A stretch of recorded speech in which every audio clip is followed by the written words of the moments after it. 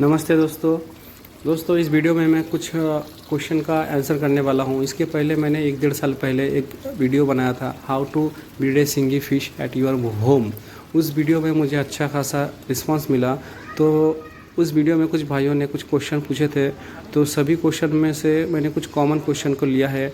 जैसे मछली को ब्रीडिंग करने के लिए कौन सा हार्मोन यूज़ करते हैं, उसका डोज़ कितना रहता है, मेल के लिए कितना डोज़ देना है, फीमेल के लिए कौन सा कितना देना है, और उसको शावर कैसे देना है, पानी कौन सा देना है, मछली के अंडों में से बच्चे निकलने के बाद उसको फीडिंग क्या देना है, कब देना है, कितना देना है, ये सब कुछ मैं इस वीडियो में कवर करूँगा। दोस्तों हार्मोन के ऊपर चलते हैं। दोस्तों हार्मोन अगर पकड़ते हैं तो बहुत सारे कंपनी के अलग अलग नाम से आते हैं। कुछ हमारे इंडिया में सिंथेटिक हार्मोन बहुत ज़्यादा प्रचलित है अभी। तो दोस्तों सिंथेटिक हार्मोन के पहले दोस्तों ब्रीडिंग के लिए पीजी का इस्तेमाल होता था। पीजी यानी एक पिट्यूटरी ग्लैंड होता है। पिट्यूटरी ग्लैंड दोस्तों मछली के सिर में रहता है, सिर में से निकाला जाता है। जापान, चीन, इन देशों में इस तरीके से मछली के अंडे को मछली के सिर में से वो जो पीजी रहता है उसको निकालते हैं। निकाल के उस पीजी को अलग बॉटल में प्रिजर्व करके बेचा जाता है। तो दोस्तों अभी वो मिलना बहुत मुश्किल है, अगर मिलते भी है तो बहुत ज़्यादा रेट में बिकता है।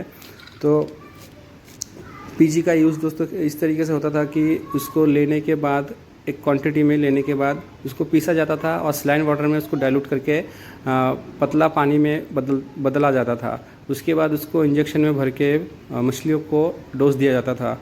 डोज भी दोस्तों अलग तरीके से देना पड़ता था, क्योंकि जैसे हम लोग सिंथेटिक हार्मोन में एक ही बार देते हैं तो उसी के उस तरीके से नहीं होता था, वो 2 डोज में पड़ता था दोस्तों। जैसे फीमेल में 2 बार देना पड़ता था डोज और मेल को 1 बार। इसलिए दोस्तों इसमें बहुत ज़्यादा परेशानी वाले काम है, क्योंकि हर मछली को एक बार पकड़ो और फिर से इंजेक्शन करो और उसके बाद दोबारा फिर से वही काम करना रहता है। तो दोस्तों उसके बाद तो इसीलिए पीजी का बहुत चलन में अभी नहीं है उतना, लेकिन अभी भी कुछ पुराने जो बड़े नर्सरी है उन लोग यूज़ करते हैं, क्योंकि इसका रिज़ल्ट बहुत अच्छा रहता है। रिज़ल्ट जैसे मछली के में जैसे पीजी का यूज़ करके अगर जो भी मछली का अंडा निकाला जाता है और उस अंडों में से जो मछलियाँ निकलते हैं उसका मोर्टेलिटी बहुत कम रहता है, बच्चे ज़्यादा मरते नहीं हैं और उन बच्चों का ग्रोथ भी बहुत अच्छा देखा गया है। इसलिए पीजी वाले मछलियों का अंडों का यूज़ बहुत ही कम, लेकिन यूज़ करना बहुत ही अच्छा रहता है। तो दोस्तों पीजी का अगर छोड़ते हैं हम लोग तो उसके अलावा बहुत सारे सिंथेटिक हार्मोन अभी मार्केट में है। अलग अलग कंपनियों के अलग अलग नाम से आते हैं, लेकिन दोस्तों उसमें जो कंटेंट रहता है वो सेम ही रहता है।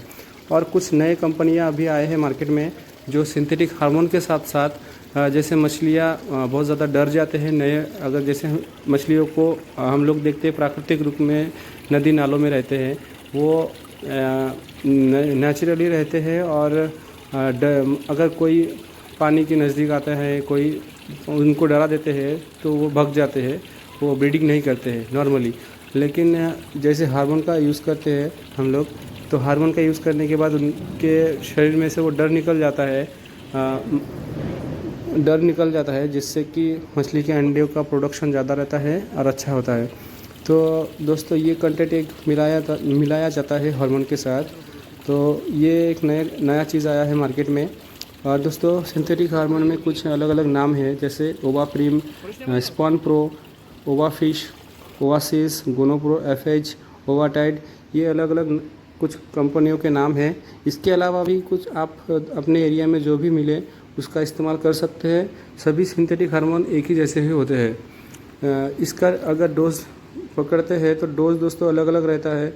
बड़े मछलियों में जैसे रोहू, कतला, सिपनर, ग्रास कप, ये मछलियों में अलग डोज रहेगा। इन बड़े मछलियों में आप प्रति किलो 1 ml का यूज़ कर सकते हैं, और फीमेल में 1 ml का यूज़ करना है और मेल में 0.5 ml का यूज़ करना है, मतलब ½ ml यूज़ करना है। और उसके अलावा कुछ छोटे मछलियाँ भी रहते हैं जो ज़्यादा बड़े नहीं होते हैं, लेकिन इसका मार्केट में अच्छा खासा रेट रहता है। कुछ छोटे मछलियाँ हैं जैसे मांगूर, कोई, सिंघी, पाबदा, टेंगड़ा, बाम, ये सब मछलियाँ छोटे साइज़ के रहते हैं। 100-200 ग्राम बहुत हो गया, इससे ऊपर नहीं रहता है दोस्तों।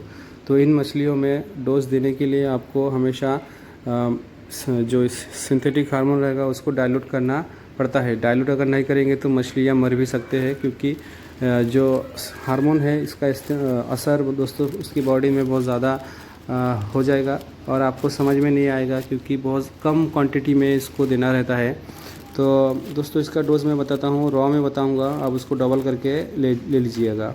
जैसे मेल में 100 ग्राम मछली के वेट के हिसाब से इंसुलिन सिरिंज का 2 लाइन देना रहेगा और फीमेल मछली का प्रति 100 ग्राम मछली के लिए 4 लाइन देना रहेगा। इंसुलिन सिरिंज में आप अगर देखते हैं गौर से तो छोटे छोटे लाइन रहते हैं और 5वां लाइन थोड़ा बड़ा रहता है। तो मैं छोटे छोटे लाइन के बारे में ही बात कर रहा हूँ, तो उसके हिसाब से दे दीजिएगा। और जो सलाइन वाटर मिलता है मेडिकल में, उसका इस्तेमाल करके डाइल्यूट करके अगर देते हैं तो आपको मेल में 2 के जगह 4 लाइन देना है उसका डबल, और फीमेल में प्रति 100 ग्राम मछली के लिए 4 लाइन के जगह पे 8 लाइन देना है।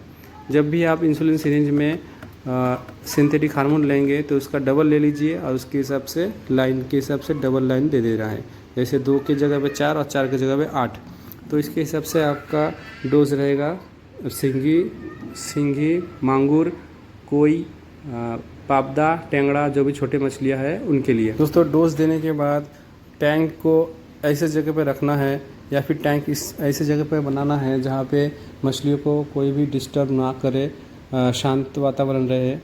और डोज देने के बाद नेक्स्ट डे में आपको दिखेगा मछलियाँ अंडे दे दिए हैं। अंडे देने के बाद उन अंडों को वहाँ से निकाल के एक दूसरे कंटेनर या फिर दूसरे टैंक में देना है जहाँ पे पानी का प्रवाह रहना चाहिए अच्छे से, और नया पानी ऊपर से बहता रहना चाहिए और नीचे से या एक दूसरे तरफ से पुराना पानी निकलते रहना चाहिए, जिससे पानी में कोई गैस ना बने और स्वच्छ पानी मछली के अंडों को मिलता रहे। और उस तरीके से अंडों में अच्छे तरीके से ऑक्सीजन मिलता रहेगा और अंडे धीरे धीरे हैचिंग होते रहेंगे। हैचिंग अच्छे से होने के बाद आपको 24 घंटे में उस अंडों में हलचल दिखना शुरू हो जाएगा। और जब हलचल दिखना शुरू हो जाए तो उसका जो ऊपर का छिलटा रहेगा वो उसमें से निकलते रहते हैं बच्चे, और नीचे उसका छिलके रहते हैं, तो छिलकों को अलग से फेंकना रहेगा। तो वो भी एक दोस्तों अलग एक प्रक्रिया है। साइफन पद्धति से उन अंडों को निकाल सकते हैं।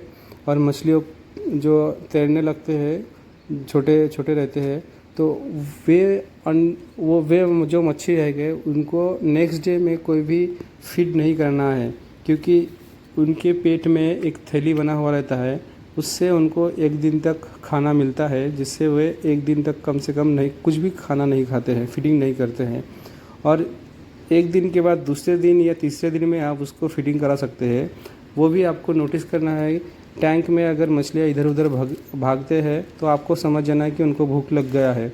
और अगर कोई भी मूवमेंट नहीं करते हैं, चुपचाप एक जगह बैठे रहते हैं, तो आपको समझ लेना है कि उनका जो पेट में जो जर्दी है वो अभी तक ख़त्म नहीं हुआ है, उनका जो खाना है अभी तक ख़त्म नहीं हुआ है। ख़त्म होने के बाद उनको भूख लगता है तो वो यहाँ वहाँ भागने लगते हैं, जिससे आपको समझ लेना है कि उनको अभी फीडिंग कराना है। और फीडिंग दोस्तों ऐसे ही कोई भी चीज़ नहीं देना है। अगर कोई भी ऐसे एग या कुछ भी देते हैं, जैसे मुर्गी का अंडा भी कोई देते हैं, लेकिन वो देख सकते हैं दोस्तों, लेकिन स्टार्टिंग का दिन में वो नहीं देना है। वो देना है जैसे 15-20 दिन हो गया है तब उसको दे सकते हैं मछली के बच्चों को। वो भी देने का एक तरीका रहता है। तो दोस्तों जो नेक्स्ट डे जब उसमें से बच्चे निकले और उनको भूख लग जाए तब उनको देना है दोस्तों ब्राइन श्रिम्प। ब्राइन श्रिम्प करके एक चीज़ रहता है जो श्रिम्प का ही बच्चा रहता है, वो एक अलग प्रजाति है। वो आपको कैप्सूल में या फिर डब्बों में ऑनलाइन में मिल जाता है ख़रीदने में। तो उसको हैचिंग करना पड़ता है दोस्तों। हैचिंग करने के लिए कम से कम आपको 30 से 36 घंटा लगता है। हैचिंग हो जाने के बाद उसको पानी से धोने के बाद मछली के बच्चों को अगर ये ब्राइन श्रिम्प खिलाते हैं तो दोस्तों मोर्टेलिटी बहुत ही कम रहता है। मछली बहुत ही चाव से उन ब्राइन श्रिम्प को खाते हैं। छोटे छोटे बहुत ही बारीक मछली के बच्चे रहते हैं, तो दोस्तों उनको यही खिलाना अच्छा रहता है। और भी चीज़ें हैं दोस्तों, उनको अगर बताने जाऊँ तो वीडियो और भी बड़ा हो जाएगा, तो इसलिए मैं सबसे अच्छा रहेगा ब्राइन श्रिम्प। इसको हैचिंग कराने के बाद आप इन मछलियों को ये खिला सकते हैं। उसके बाद दोस्तों करीबन आपको 1 हफ़्ता यही खिलाना है। दिन में एक ही बार देना है और एक जगह पे देना है। जब ये ख़त्म हो जाते हैं तभी फिर से दे सकते हैं, नहीं तो एक बहुत ज़्यादा नहीं देना है, थोड़ा थोड़ा देते रहना है। और ये जब 1 हफ़्ता हो जाएगा उसके बाद ये थोड़े मछली के अंडे बच्चे थोड़ा सा बड़े हो जाएंगे। और बड़े होने के बाद दोस्तों ये बंद कर देना है। और फिर आप मुर्गी के या फिर बतख के अंडों को उबाल के उसका जो पीला वाला हिस्सा रहेगा उसको आप मसल के कोई भी कपड़े के अंदर मसल के थोड़ा थोड़ा दे सकते हैं। ये मैंने हमेशा दोस्तों एक बात हमेशा याद रखना है, हमेशा बताया है कि जब भी देना है थोड़ा थोड़ा देना है। जब खा लेते हैं तभी फिर से एक्स्ट्रा देना है। और जब खाने के बाद दोस्तों पानी को हमेशा से चेंज कर देना है, जिससे कि बच्चे अच्छे